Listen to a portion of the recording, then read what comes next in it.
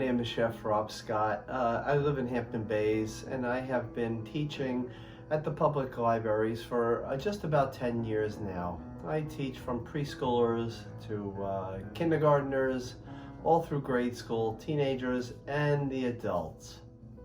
I've lived in Hampton Bays my whole life, and I truly love it here because you can go biking, you can go kayaking, we have the bay, we have the ocean here. It's a wonderful community to really live in. So I grew up with my brother Brian, my mom, my dad, and one day I came home from school and it was third grade, and I said to my mom, I want to make a buttermilk chicken tonight. And she says, okay. So she took me to the supermarket, we got all the ingredients, so she taught me how to shop, how to prepare the dish, and I made a lot of it on my own. And after dinner, they all said that was a good dinner. And then after that, I wanted to do more and more dinners, and I said, okay, I want to be a chef, and that was in third grade. I started working at restaurants when I was 13 years old. There was a little mom and pop type of restaurant in Southampton. It was called the Sugarloaf Restaurant. No longer there now, but on the way to Southampton, I would actually be making sandwiches for this husband and wife when I was 13 years old. So that got me in the food business. It got me to learn the pace of it, that you have to move fast, you have to do quality, everything's got to be fresh. So it was a great learning experience at the age of 13. And I always had the motivation for business. So doing that, I said, I still want to make money. So I went out and I started a lawn business. I went down the road, I took a lawnmower with me, and I said, do you want your lawn mowed? So I went, and they said, yep, we'll have it mowed. And when I was doing the lawn, mowing it, a neighbor came over and they said, would you do mine too? So I did theirs, came back home, told my parents, I said, I just got 2 jobs doing lawns, and now I want to build this. I want to make this into a business. So I would advertise, I'd put little signs in supermarkets, and I would then, I would have calls all the time. I actually built it up to where I had 40 different lawns that I would do every other week in Hampton Bays here. And it was a great learning experience for business, how to treat people, how to show up on time, how to be responsible. So it was a great learning tool. And now I'm able to take that and pass it on to my children as well. Even during the lawn business, I kept saying, I want to work, I want to make money. And I would go to different restaurants, I would go in and apply for them. So I seemed to work from age 13 up until, say, 17. I probably worked in about 7 different restaurants. Sometimes just for the summer, sometimes it'd be all year long. And it was always either bussing tables, dishwashing, preparing foods. And it was a great learning experience. And just learning from all the different chefs, that gave so much value to me and to make me where and what I'm doing today. So I did go to a culinary school. I did go to BOCES for 2 years, and that was a cooking school when you were going to high school. So your junior and senior year, I would go half day to BOCES, and then I would go half day to my regular school, and they would teach you from scratch, like if you knew nothing. Which is great because some people in the class were very advanced, some people needed really to start from scratch. So I did that, and then when I came out of school, I said, I don't want to go to culinary school. I said, a lot of people go to the culinary school, it costs a lot of money. I said, I've already, since age 13, learned from some chefs that did that on their own, or they also have gone to culinary school. I said, they just taught me for free. I said, now I have all the tools, and now I should go out and really take these tools and put it to use. So I went to a restaurant in Southampton at the age of 18, and I applied to be the head lunch chef. And the owner, I sat down with the 2 owners, and the 2 owners, they kind of looked at each other. The one owner said, he's a little young at 18 to be the head lunch chef here. And the other the other owner had said, no, he said, you know what? He's been mowing my lawn for a few years now. He does a great job. Let's give him a chance. So I actually got the shot at a head lunch position when I was 18 because I mowed a good lawn. So it's pretty funny with that. But sometimes you never know how you're going to get your break or your start in life. So I stayed there for 3 years doing that. After I did that for 3 years, at that point we were doing 150 lunches. So after 3 years, they came back to me and they said, Rob, they said the head chef, the person in charge of the whole restaurant is leaving. Would you like to take over the position? And we would like to offer it to you. I said, absolutely, because I always liked a big challenge. So I took it over. So I did all the ordering, the hiring, the firing, creating new menus, positioning staff where I felt the best person should be. And my business was to, my goal was to actually take 150 lunches and 150 dinners and double it. And I stayed there a total of 15 years. And before I left, we were doing 450 lunches, 450 dinners in a tiny little kitchen, a tiny little restaurant. And we only had 4 people that worked in the kitchen besides the dishwasher. And it was tough, but if you were prepared for the night, you could make it happen. After I had been there for the 15 years, probably a few years before it, I knew my time was coming to an end because you get burnt out doing that. It's more a young man's game. And I said to myself, I want to do something different. I had just gotten married and I said to my wife, I need a little break from the restaurant business. And I said, and I think I needed to do something a little different for myself and say, all right, you can do something else besides cook. So what I did was I went to a toy store. It was KB Toys. And I went there and I was looking to be a manager. And I got the interview, did another interview, and I got the job. And I stayed there for just about 2 years. So that was a great experience, a lot of fun, different learning, different with really dealing with the public more than just say the back of the house, with the waitresses, the dishwashers, the cooks. So that was a great learning experience. But then I had children on the way and I said, I think it's time I have to get back into the food industry where, there is more money to be made. So I put an ad out there and I went to an employment agency and I got a call and they said, well, we have a position to be a personal chef and would you like to do that? I said, well, I won't rule it out. I said, I would like to go for the interview and just see how that goes. So I went for the interview. We spent about a good hour and a half maybe.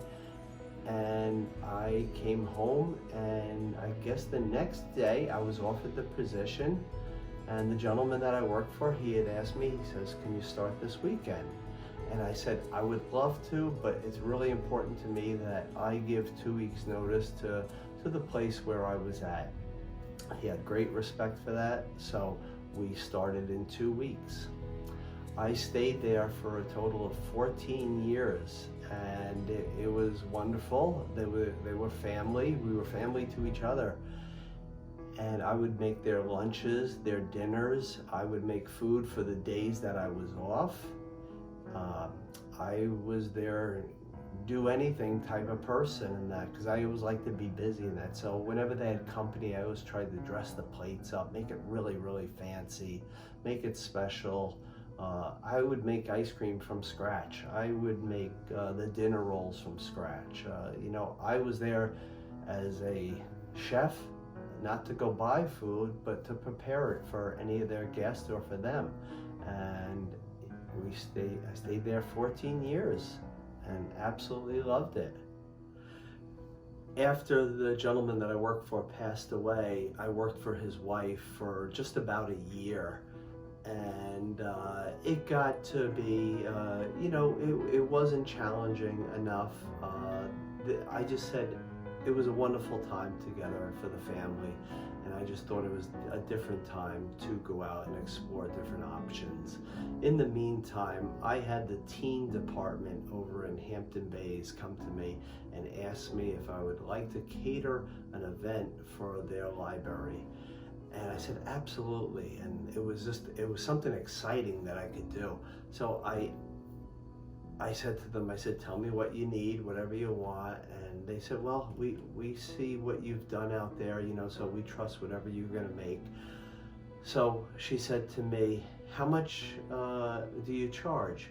And I said, my boys come in here all the time. I said, I'm not charging you anything.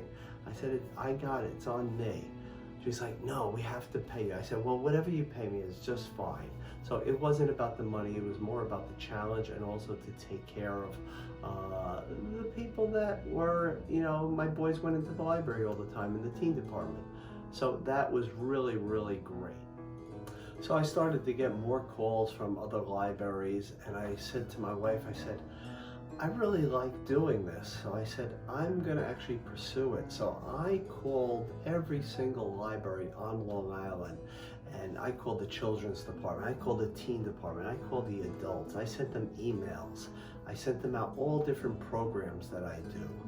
I created all different types of programs, whether it was hands-on classes or it was demonstrations where they just watch and then they get to sample something.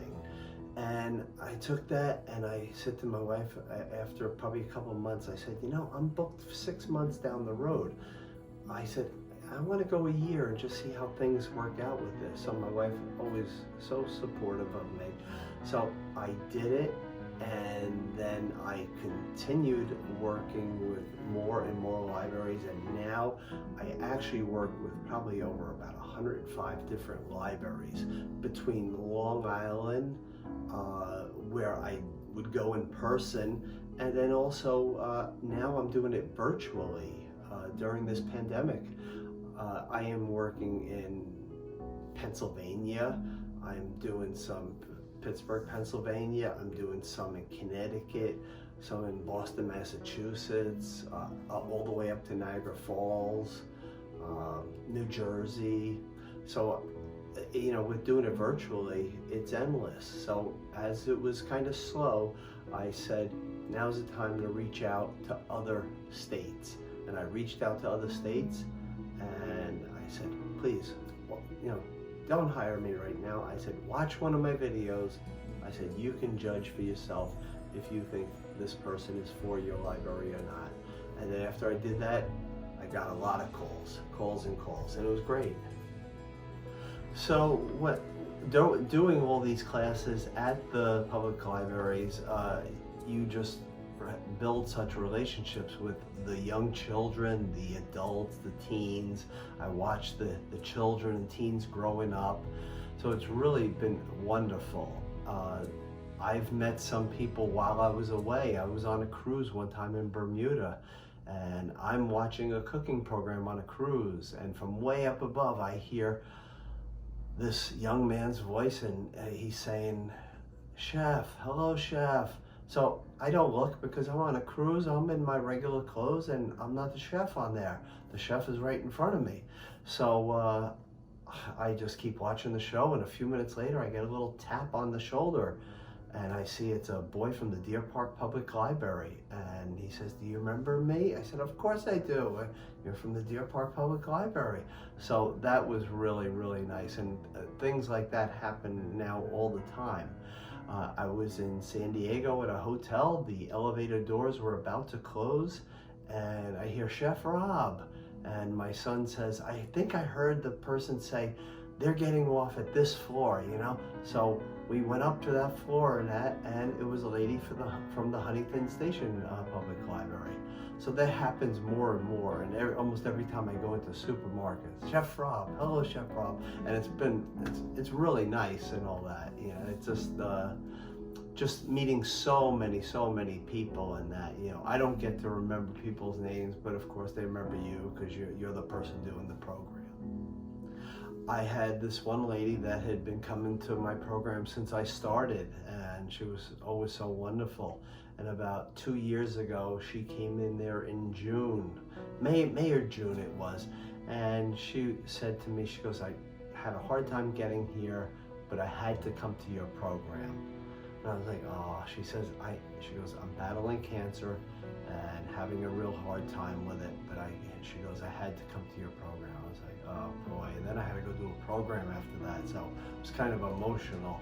And then after that, summer went by, I came back to the same library, and her friend had come up to me early before the program, and she says, Rob, I have to tell you, Mary passed away in July, and before she left, she said, say goodbye to Chef Rob for me.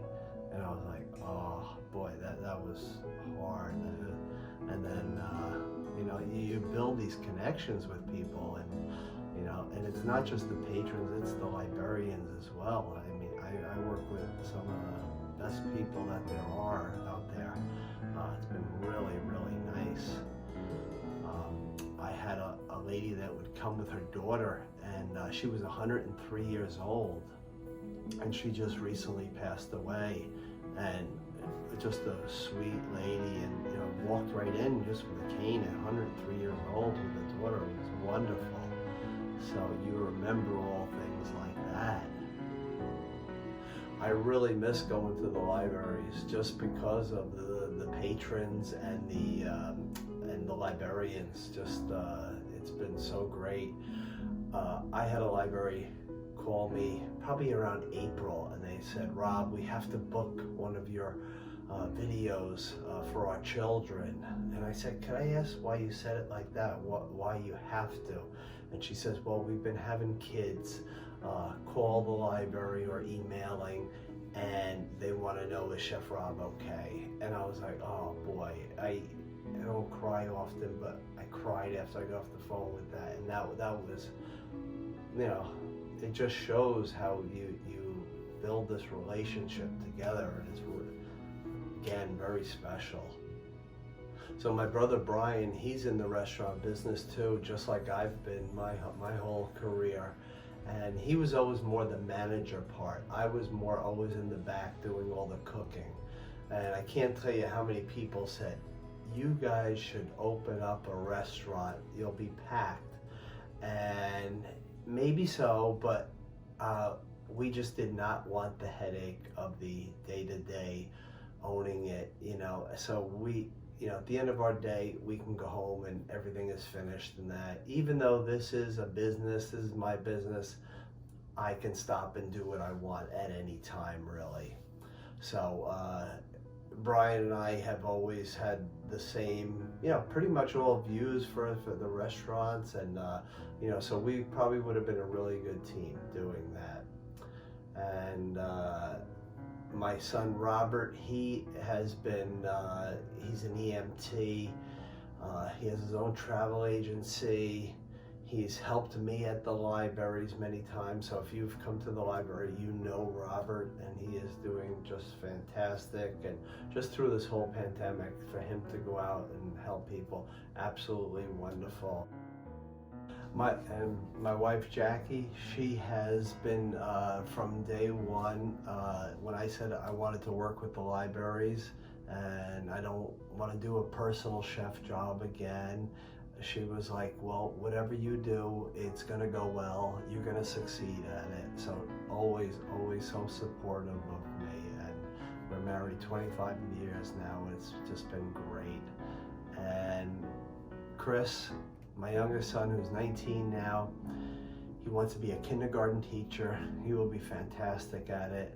He's actually a substitute teacher at the Hampton Bays schools right now. And he has been doing all this filming for me every single night, whether it's Facebook, Zoom, GoToMeeting, YouTube.